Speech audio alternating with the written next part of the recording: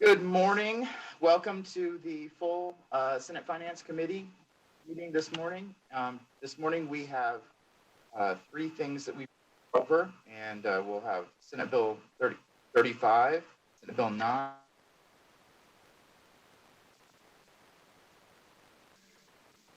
Mr. Thorley, could you please call roll?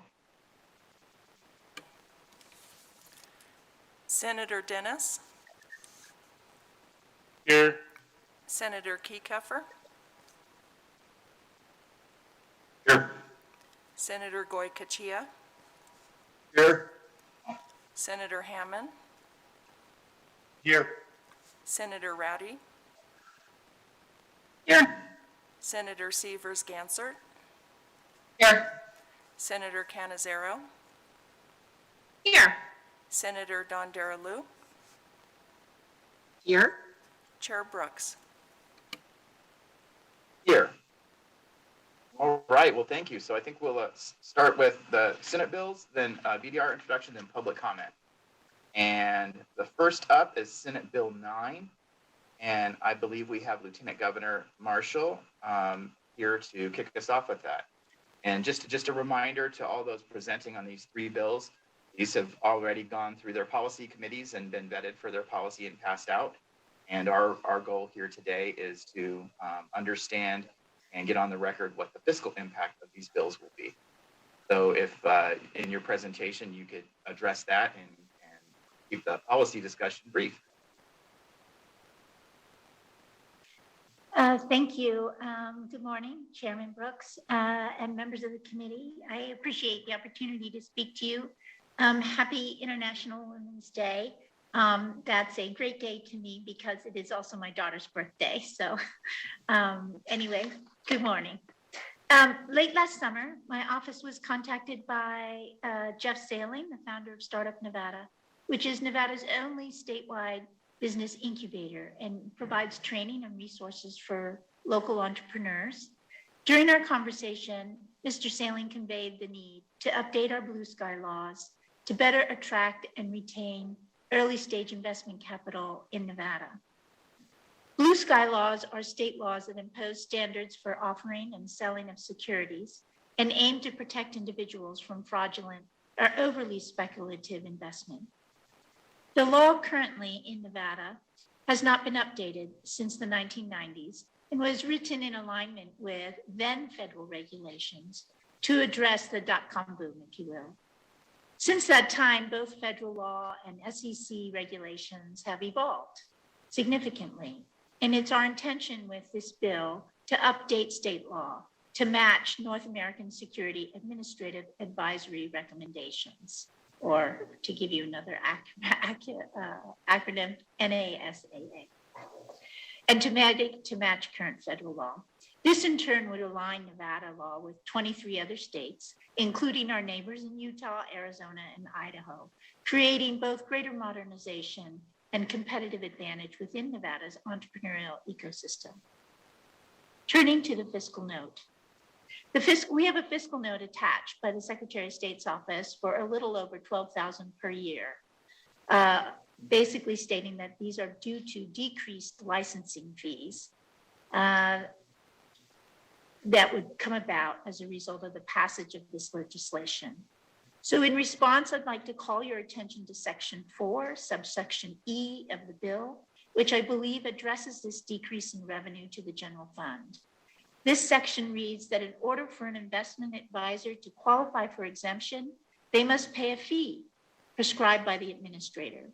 In this instance, the administrator is indeed the Deputy of Securities appointed by the Secretary of State. In conversation with the Deputy of Securities, we've expressed that given that the bill authorizes that person, the administrator, to prescribe a fee, we would support the department's decision to indeed prescribe a fee that would be fair and reasonable if necessary, as this would mitigate or even negate the fiscal impact on the state.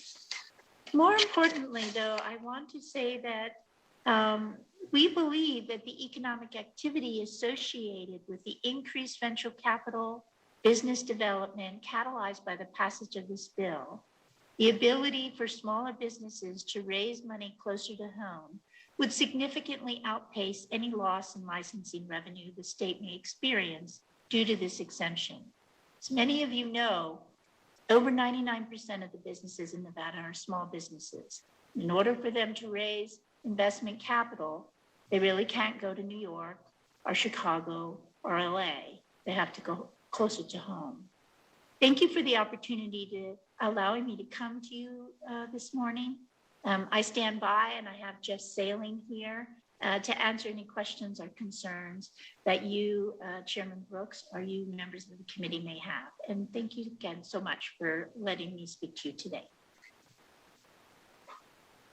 Thank you, Lieutenant Governor, and thank you for very clearly and efficiently going right to the heart of the issue and answering that question for us.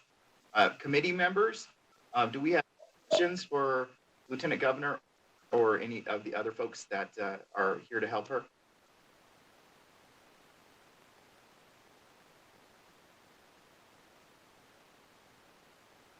If you do, just raise your hand. I can see you all. All right. Well, Lieutenant, it appears as if, excuse me, I think I have a question from Senator Canizaro. Thank you, Chair. Good morning, Lieutenant Governor, and happy International Women's Day to you as well. I just wanted to clarify, because you were walking through, I think, part of Section 4 of the bill with respect to the fiscal note, and noted that if they were going to be exempt, they would still have to pay a fee. So would that be, because I don't think I saw that the fee was prescribed in the bill. So would your position be that could help to compensate for the loss of revenue that was reflected in the fiscal note from the Secretary of State's office? Thank you, Lieutenant Governor Kate Marshall, for the record. Through you, Chairman Brooks, to Majority Leader Canizaro. Yes, and indeed the fee is to be set by the administrator. I'm sorry, I'm looking this way because I apologize, I'm looking at you. The fee is to be set by the administrator. We would expect that to be reasonable, but we have given them the authority to set the fee. Okay, so that could potentially then be an offset of some sort. If not all. Yeah. Okay, thank you. Thank you.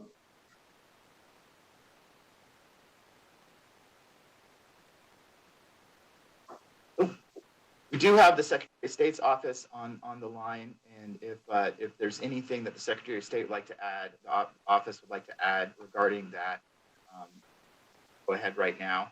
Otherwise, we could move on, but the opportunity. Hello, Chairman Brooks. This is Erin Houston. Thank you and good morning.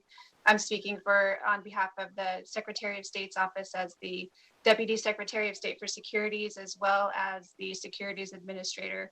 My only comment, I appreciate the Lieutenant Governor's statements and I agree. My only comment is that the Section 4E of the bill contemplates a fee prescribed by the administrator, but it does not specify that fee could be used as a renewal fee. And I would like the committee to note that our fiscal note contemplates exclusively renewal fees. So if that language could be more clear or set forth specifically in the statute, then that would certainly work as an offset.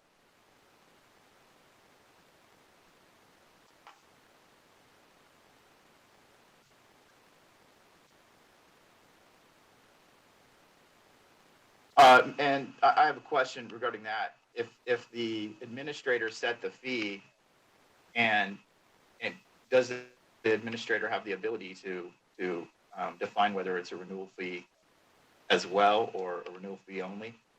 And or is that something that the administrator has the ability to do when setting the fee? Chair Brooks, thank you for the question again. My response is that if the language in the statute is clear enough that we can also prescribe a renewal fee, then certainly. And my reading of this bill doesn't mention any sort of a renewal fee, which the statute currently does. So there is currently a breakout for renewal fees and initial fees. So again, the fiscal note only describes renewal fee losses, not initial startup application fees or anything that looks like it falls under 4E. However, if it's the lieutenant governor's position that the bill can be read in such a way that the Secretary of State's office can also promulgate a renewal fee, then that would certainly ameliorate the loss to future revenue for the state.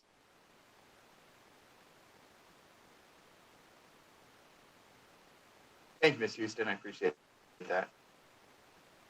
Senator Dennis, did you want to follow up on that or have a question? Yeah, I just wanted with the Secretary of State's office. Is there any other changes that if this were to pass? Is there any changes on your website or in your databases that have to change that would create a cost? Thank you, Senator Dennis, for the question. Yes, there would be an update to our website, but I don't believe it would create an overwhelming cost such that we would need to note that as a fiscal impact to the state. Okay, great. Thank you very much. Thank you, Mr. Chair.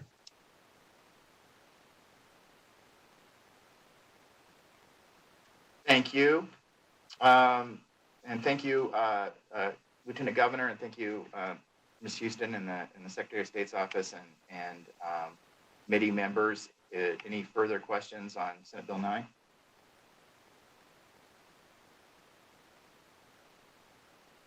I do not see any, and I appreciate you bringing this forward and giving us the information we need this morning.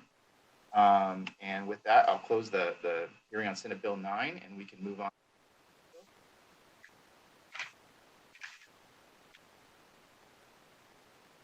Our next Senate bill is Senate Bill 35, and from the Senate Committee on Commerce and Labor on behalf of the Attorney General. And I believe we have with us this morning Jessica Adair from the Attorney General's Chief of Staff, and if she would go ahead and present the fiscal information on Senate Bill 35, I'd appreciate it.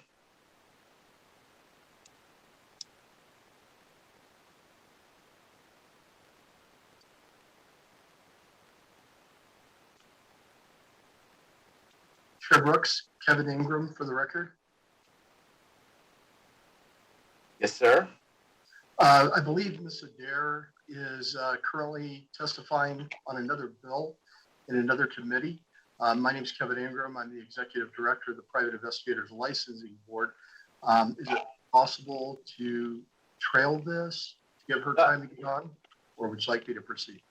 Why don't you proceed, Mr. Ingram, and I'll keep an eye and see if Ms. Adair jumps on or not, or if maybe answer all of our questions. Thank you, sir.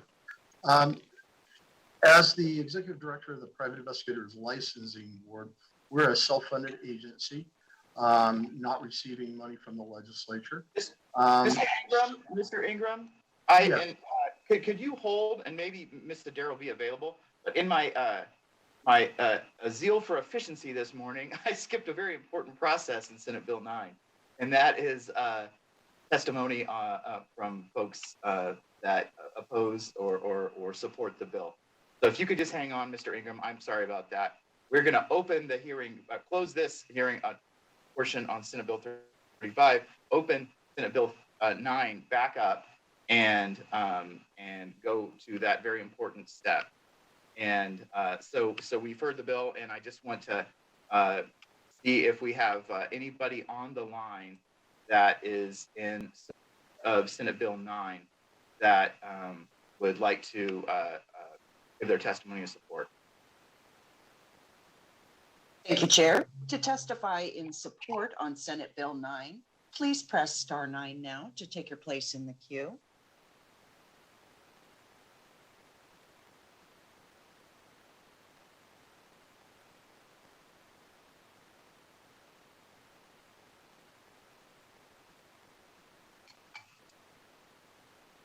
Chair, there are no callers in support at this time. Thank you. Can we see if we have anyone in opposition? Certainly, thank you, Chair. To testify in opposition on Senate Bill 9, please press star 9 now to take your place in the queue.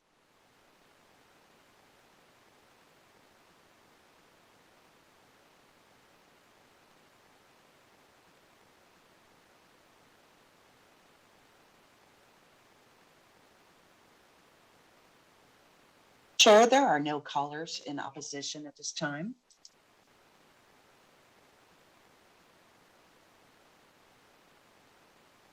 Thank you. And I think I'm going to just take a little bit longer than usual just because I jumped the gun and hope, and if anyone had to jump back on for opposition, they could call in and just give them a little bit longer than we normally would, just in case they dropped off as a result of moving on too quickly. Thank you, Chair. We are currently on opposite. Whoops, I apologize. Oh, no, go ahead. Thank you. We are currently on opposition testimony on Senate Bill 9. If you have recently joined the call and would like to testify in opposition, please press star 9 now to take your place in the queue.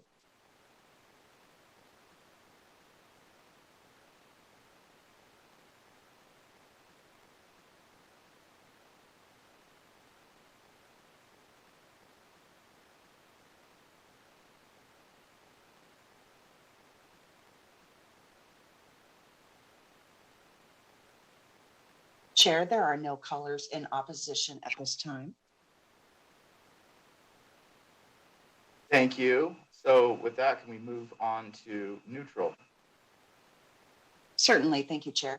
To testify in neutral on Senate Bill 9, please press star 9 now to take your place in the queue.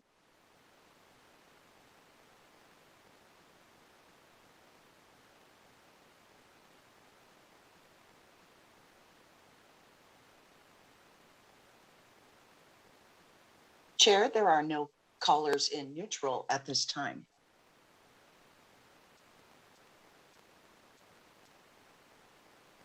Thank you. So now we can actually close the hearing on Senate Bill 9 and open up Senate Bill 35. And I do not see Ms. Adair. It does not look as if she's joined. So Mr. Ingram, if you're available to present this, I appreciate it.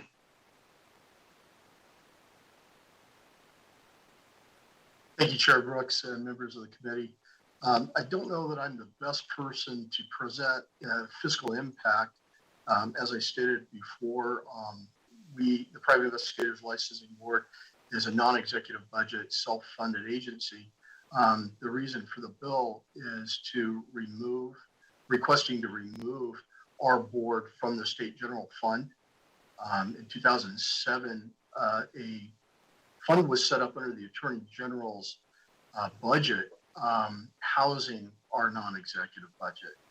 Because of this, the board utilizes the state accounting system and central payroll services, and we're set up unlike any other board commission in the state.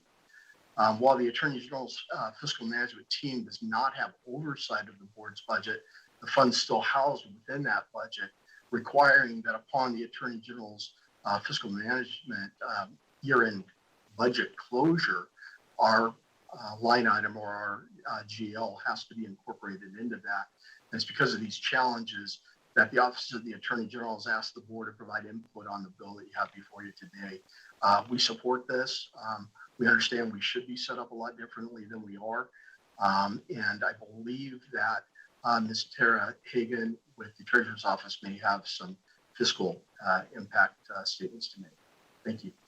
Mr. Ingram, thank you for a little bit of the background, and we'll see if Ms. Hagan's available to discuss the fiscal impact to the general fund. Good morning, Chair, members of the committee. I'm Tara Hagan. I'm the Chief Deputy Treasurer with the State Treasurer's Office. And yes, I was asked to attend today to provide testimony on the fiscal impact of SB 35, which removes that budget account for the Private Investigators Licensing Board from the state's general fund. So today, this budget account for the board does not have statutory authority to receive interest from the treasurer's pooled cash investment, but rather the interest is earned, the balance of the account is actually interest that's earned for the state general fund. So our office was asked by legislative staff just to calculate the earnings, which this account, the balance in this account is attributable to those general fund interest earnings. And just a little bit of background, pursuant to statute, we distribute interest on a quarterly basis, and also on the account's daily average balance. So looking backwards, when we look at fiscal year 19, the average annual balance for the board's account at that time was approximately $835,000, which contributed a total of $18,458 to the general fund and interest earnings. The average balance in fiscal year 20 was slightly higher at approximately $1,024,000, with interest earnings which totaled $19,321 for fiscal year 20. In addition to the actual interest earned, we also calculated an estimated earnings for fiscal year 21, 22, and 23. The methodology that we used the 10 quarters average daily balance, so the previous 10 quarters average daily balance for this budget account. We also use the same methodology that we utilize for general fund interest earnings that we provide to the Economics Forum's Technical Advisory Committee. So just knowing that this rate was actually based on what the numbers that we provided to the Technical Advisory Committee back in November 19th of 2020. Obviously, if we ran these today, they'd be a little bit different. So for fiscal year 21, we actually had 2 quarters with actual interest that were attributable, but the total that we estimate for fiscal year 21 is $8,313. For fiscal year 22 is $13,913. And then for fiscal year 23 is $17,719. So then the total biennium estimated earnings for the general fund would be approximately $31,000 pursuant to the balance in this account. So with that, I'm happy to take any questions. Thank you, Ms. Hagan. I appreciate that. I do not have any questions. Any of the members, do you have any questions? Senator Gocochea? Thank you, Mr. Chair. And just kind of briefly, because this is a statutory commission, and the way it looks like we're doing it in the bill, they would be a standalone. They would have their own fund. But again, because they are statutory, if there was a breakdown or a shortfall, then the state would be on the hook, correct?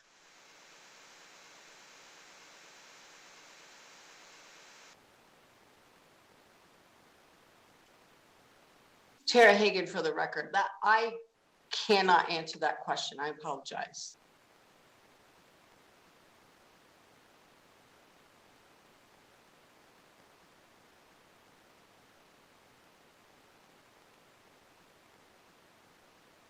Okay, I'm fine with that if we don't have an answer, but I just felt in my mind, because you are a statutory commission, then ultimately it all falls back on the state. If there was a shortfall, even though they had their own, we're putting their own fees in their own pot to say, if it end up short.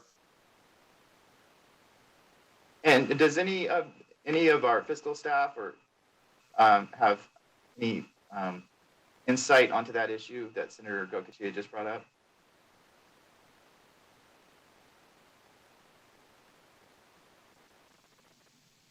Yeah, Mr. Chair, this is Wayne Thorley, Senate Fiscal Analyst. Can you hear me? Yes, sir. The Private Investigators Licensing Board Fund is currently a fund within the State General Fund. However, it does not receive general fund appropriations. If there is a shortfall in the account, it does not currently have access to contingency account funds through the IFC contingency process. I'd also note that for the vast majority of the occupational licensing boards and commissions, such as the Private Investigators Licensing Board, currently have authority in statute to create bank accounts outside the state accounting system, which is what is being sought in Senate Bill 35. So this move would bring the Private Investigators Licensing Board in line with the vast majority of the other occupational licensing boards and commissions. Thank you, Mr. Chair. Thank you, Mr. Thorley. Thank you, Senator. Thank you, Mr. Thorley. Any other members have a question on Senate Bill 35? Senator Gansert. There we go. Thanks, Mr. Chair. So just to understand a little bit more about the interest during this biennium, the coming biennium, about $31,000 would be earned. Do you typically pass that back on to the board, or is that something that we keep? I guess I'm kind of confused whether 100% goes to the board, or whether we typically keep 100% of the interest when we have earnings on accounts within the state's finances. Certainly. Good morning. Tara Hagan again for the record. This account currently does not have statutory authority to receive interest. So therefore, but it sits within the state's general fund, so Fund 101. So therefore, monies that in this account, the interest earned is actually attributable to earnings for the state general fund. Okay, so we keep the money the state has in the past. All right, thank you. Thank you, Senator. And Senator Ratty.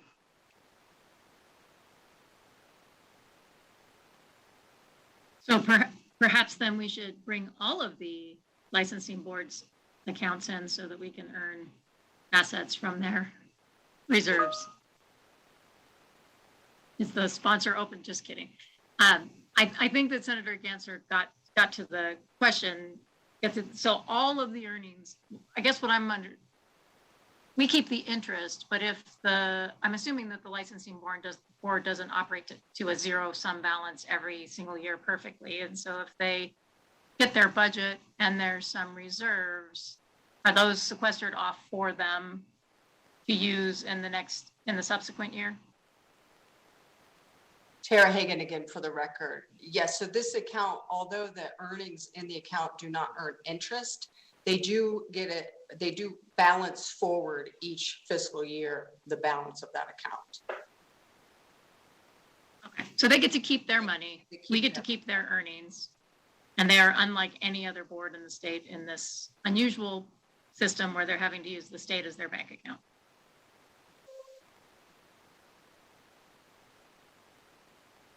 Yeah, in terms of, I couldn't speak to every single board within, I don't know, where some boards could have money in the state general fund, some could have it outside the state general fund. It just depends on how their statute's written. Thank you. Thank you, Senator. I believe Senator Gocochea has a follow-up. Now I'm really confused. Okay, I thought that was the fiscal note, the fact that the state was no longer going to get the interest, but it sounds like the state will continue to get the interest even though they're holding their money in an outside account. Sorry, Tara Hagan again for the record. No, if the bill passes and the board would have statutory authority, they could remove the funds from the treasurer's office pooled cash and therefore earn their own interest on the monies. Thank you. And that's the way I see the bill doing. They're going to move away from the state and they would now be eligible to keep their interest, and that would be the fiscal impact of the state. Thank you. Thank you, Senator, and thank you, Ms. Hagan, for clarifying that. Do we have any further questions? It doesn't appear as if we do, so we'll go to the phones and see if we have anyone on the line who wants to testify in support of Senate Bill 35. Thank you, Chair. To testify in support on Senate Bill 35, please press star 9 now to take your place in the queue.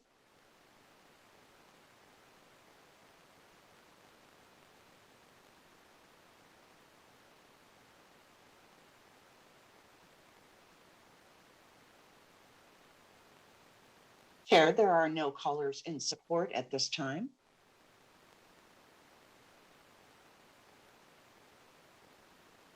All right, thank you. And let's see if we have anyone on the line who would like to testify in opposition to this bill. Thank you, Chair. To testify in opposition on Senate Bill 35, please press star 9 now to take your place in the queue.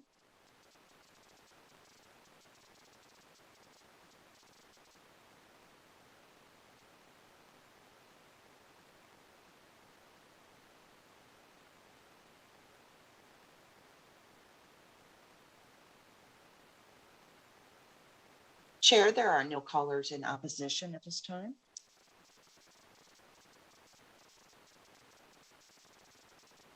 All right. Could we see if there's anyone on the line who would like to testify in a neutral position on Senate Bill 35? Certainly. Thank you, Chair. To testify in neutral on Senate Bill 35, please press star 9 now to take your place in the queue.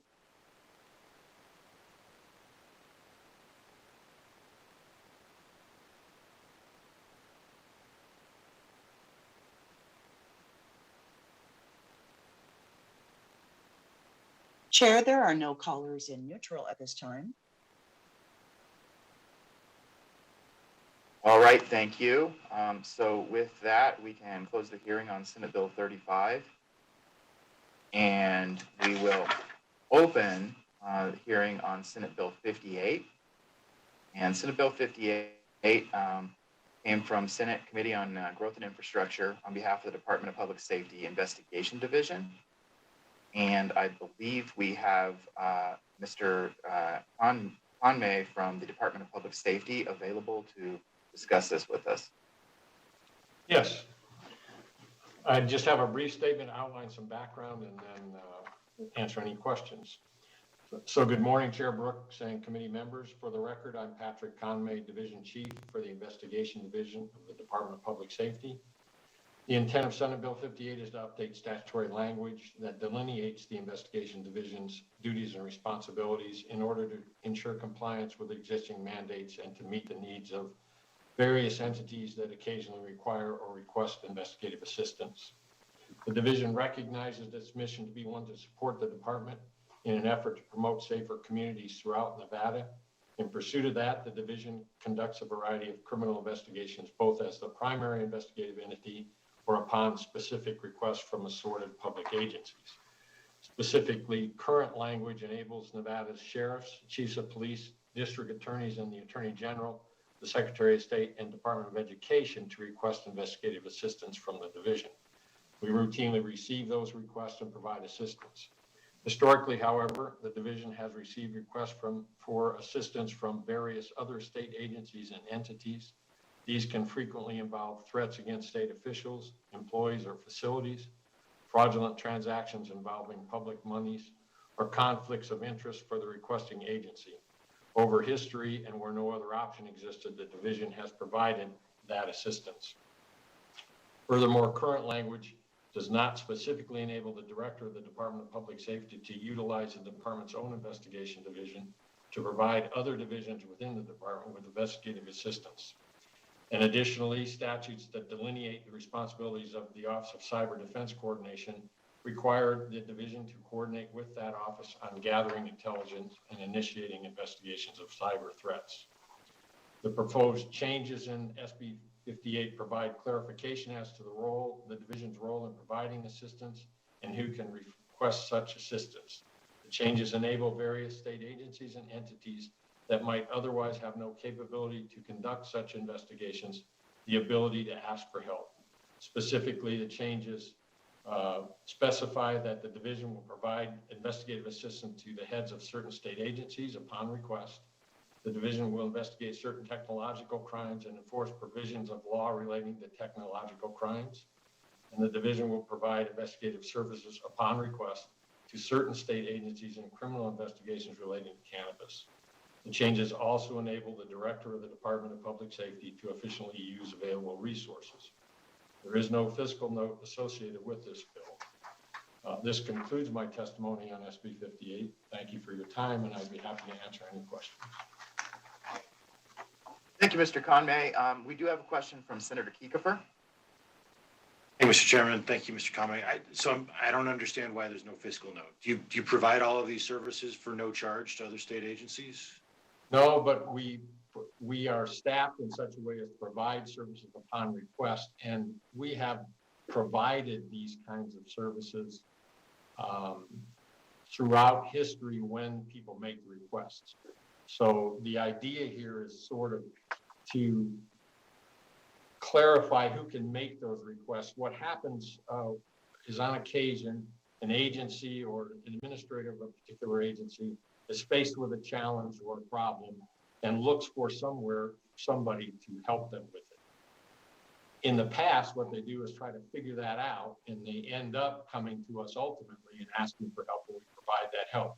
This is just sort of cleaning up some language in the statutes that direct people where they can ask for this assistance, and we provide it. So do you not get revenue from other state agencies when you provide the service to them? I'm sorry, I didn't hear the first part. So do you not receive revenue from other departments or government agencies when you provide this type of investigative service to them? No.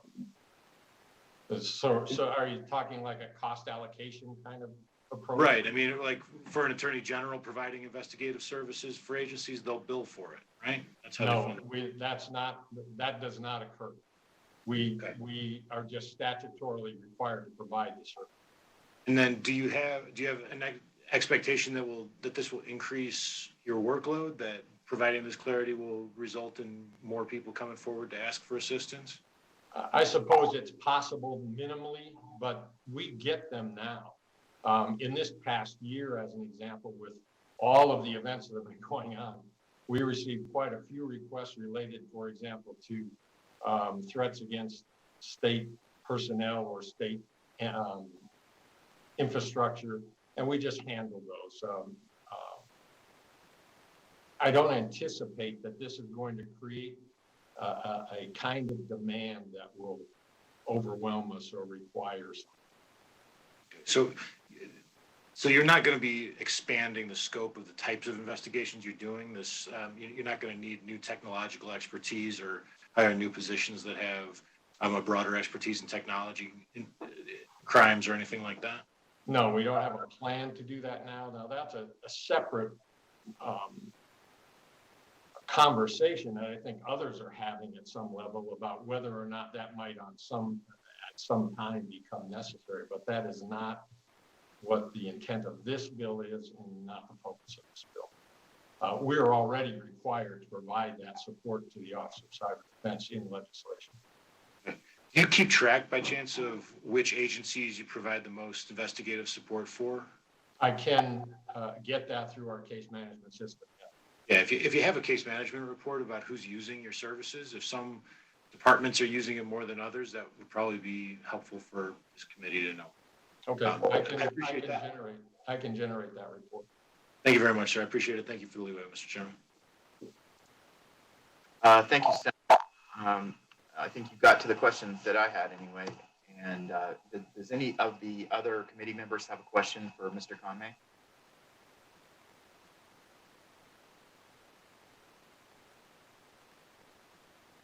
All right. I do not see any further questions for you, Mr. Conway. I appreciate you answering those questions and presenting that for us this morning. So with that, I think we'll go to any testimony on the phone lines of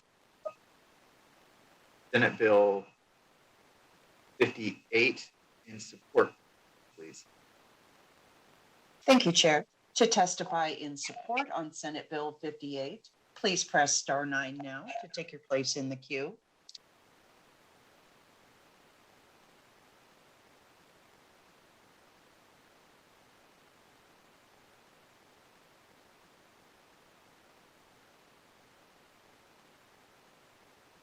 Chair, there are no callers in support at this time.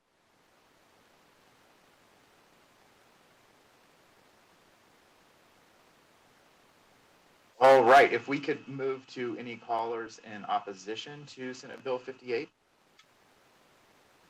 Thank you, Chair. To testify in opposition on Senate Bill 58, please press *9 now to take your place in the queue.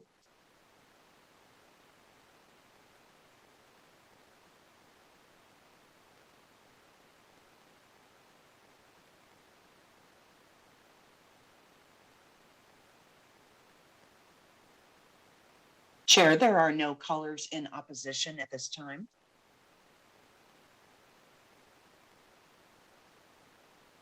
Okay, thank you. Could we see if we have any callers and then want to provide testimony in a neutral position on this bill?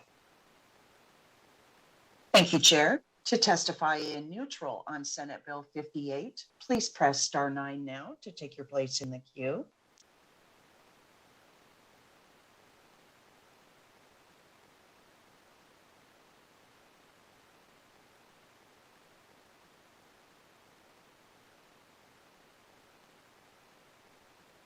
Chair, there are no callers in neutral at this time.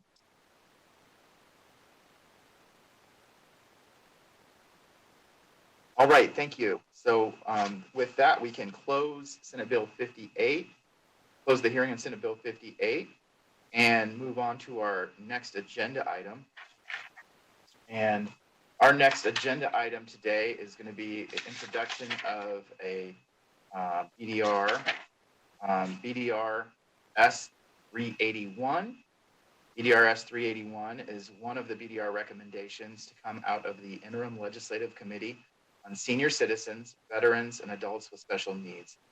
The measure seeks to make a general fund appropriation of $250,000 in each fiscal year of the 2021-2023 biennium for the Department of Veterans Services to provide financial assistance and support for the Adoptive Vet Dental Program. Money appropriated pursuant to the measure must not be committed for expenditure after June 30th of the respective fiscal years, and any unspent money must be reverted to the general fund at the end of each respective fiscal year. I would accept a motion to introduce BDR S381. And as a reminder, this is only a motion to introduce the BDR, not the passage or the measure. Once introduced, the bill will be heard and voted on as all other bills are. So moved. So moved, Chair. Oh, I think I heard a motion from Senator Dennis and Second. from Senator Ratty. Is that correct? yes. Yep. Okay, Mr. Thorley, could you take roll? Thank you, Mr. Chair. Senator Dennis, Yes. Senator Kekeffer, Yes. Senator Goycochea, Yes. Senator Hammond, Yes. Senator Ratty, Yes. Senator Severs Gansert, Yes. Senator Canizaro, Yes. Senator Dondero Loop, Yes. Chair Brooks.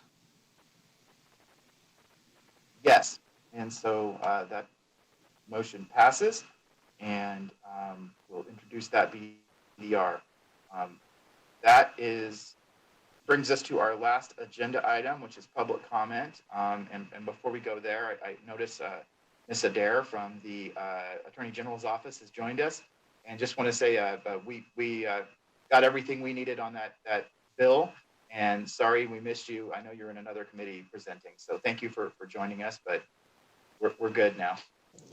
Thank you, Chair. If any of the members have any questions on the bill, I am happy to make myself available anytime. Just let me know. But I appreciate it, and I apologize for being unavailable. You can blame the Assembly Judiciary Committee. No problem. Thank you very much. All right, so that will take us to our last agenda item, which is public comment. And the public, have many different ways to make their comments known, and the phones are one of them. And so all the contact information was on the agenda, and I'm thinking that by now I think we've all kind of got the hang of it. So let's see if we have anybody on the lines to make public comment today. Thank you, Chair. The public line is open and working. However, there are no callers at this time. Would you like to take a 2-minute break to allow people watching online time to call in? Yes, please. Let's do that. And I know there's a little bit of a delay, so I always want to give them plenty of time to dial in if possible.